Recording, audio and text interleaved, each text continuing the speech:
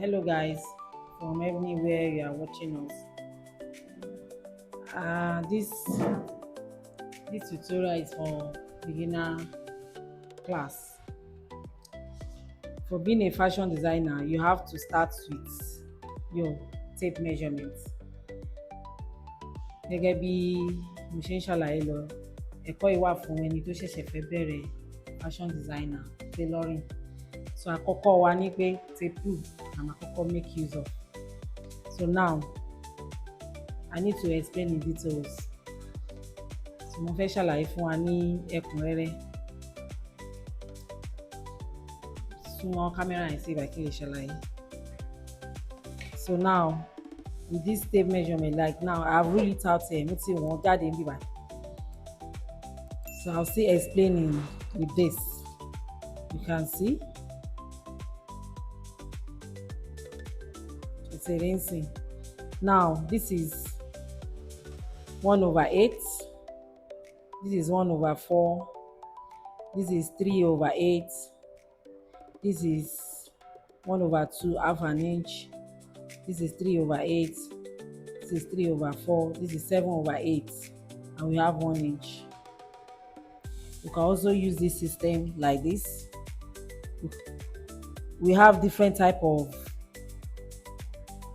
the way we pronounce our tape. We have different type. This is another part here. Now you can also use 1.125 0.125 0.25 0.3/5 0.5 0.625 0.75 0.625 0.75 0.875 1 inch.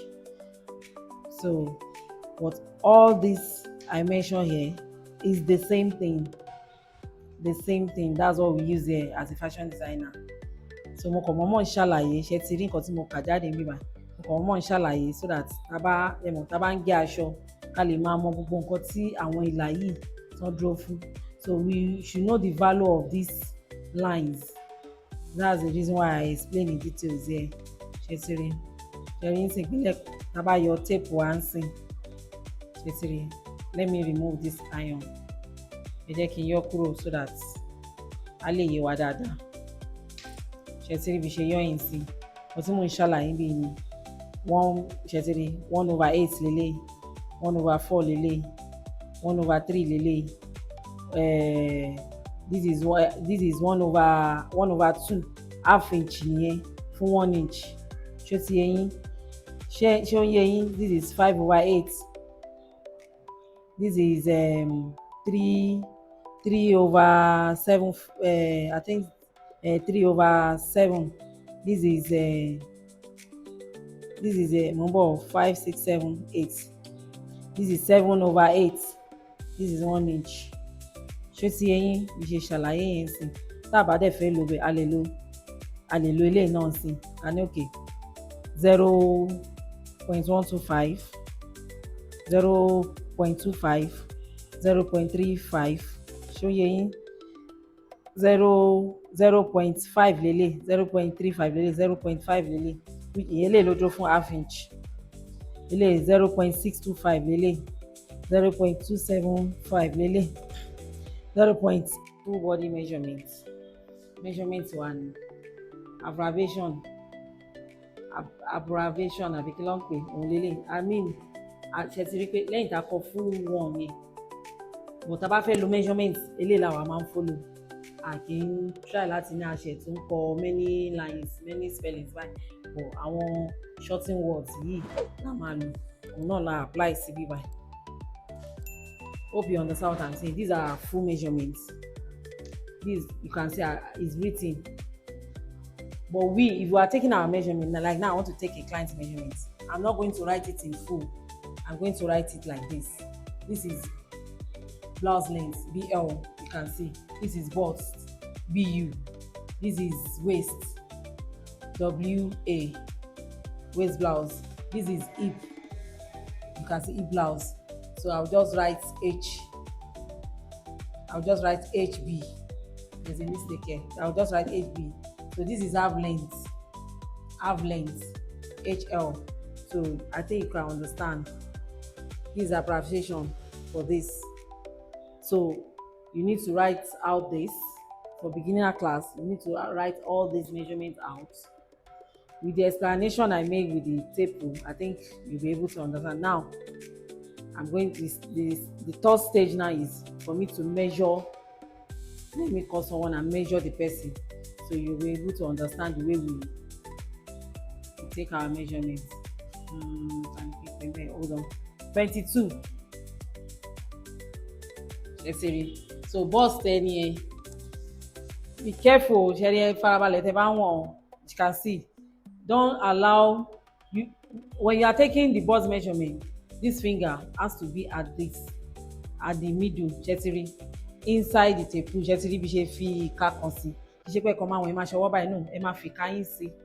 have to put this middle finger inside, then you lose it. Now it's too tight. You can see the tape is not free, very tight. So to lose a word there, you lose your hand a bit. You can see, now it's free. This is 33. So for your waist,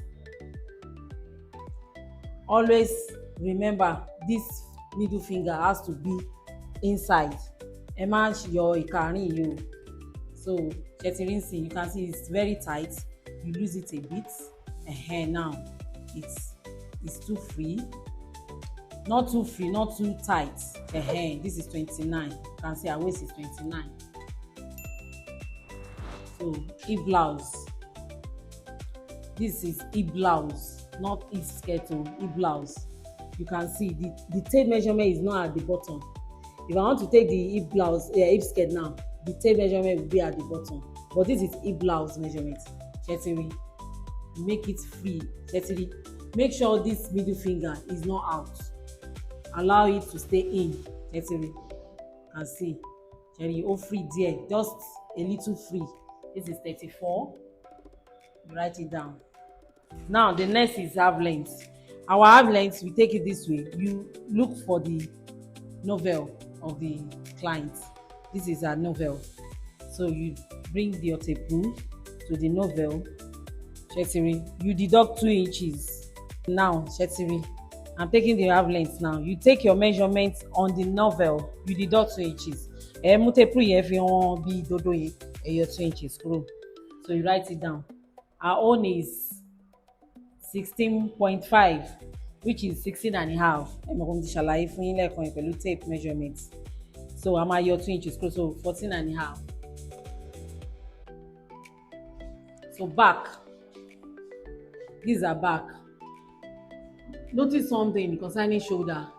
If you want to take shoulder measurements, not that you bring your tape here. No. Emma notice pé a ní joint kan níbi shoulder wa nbi báyìí. Joint yẹn níbí báyìí. Ibẹ̀ lápá wa join mọ́. That's where our hand join. You feel it. Like there is a separation, you feel it. That's where you take your tape. Our own back now is 14. It's 14. 14 ni mo mọ̀. Ẹ máa ti notice, ẹ máa rí pé bí ẹlòmíì lè sanra kẹ́ máa feel egungun ẹ máa mọ̀ pé apá ìbò yẹn move ó níbi tó join sí. Ibẹ̀ ni tape yìí máa ti bẹ̀rẹ̀. Ibẹ̀ náà lẹ máa ti end. So this is 14. So center back. Tí client yín bá dúró ẹ máa notice we don't have a flat back.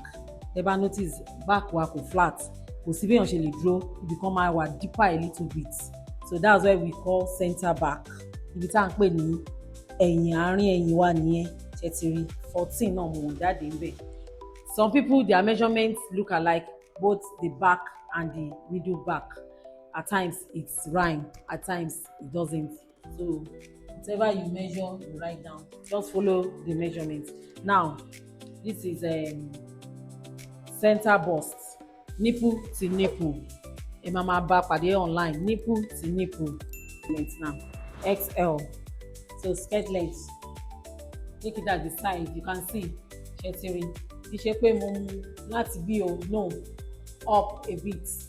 Ẹ máa mú lọ báyìí. It depends on what the client wants. Some will say I want it very long. Make sure your tape touch the ground. Some will say no, I don't want it to touch ground. Just stop at your ankle abi. Ankle, just stop at your ankle here. This 38. It depends, yeah. Your waist. This is band for your waistband. Chetiri waistband. Make it tight, but not too tight, and allow your middle finger to be at the middle. So inside. So our waistband is what I'm seeing is 26.5. That's 26.5. So hip. This is hip. You can see the tape is done. Feel it. You can see now. I'm measuring her hip skirt. It's not too free. It's still tight, so you lose it a bit. Now it's free. This is 38. 38. Waist to new.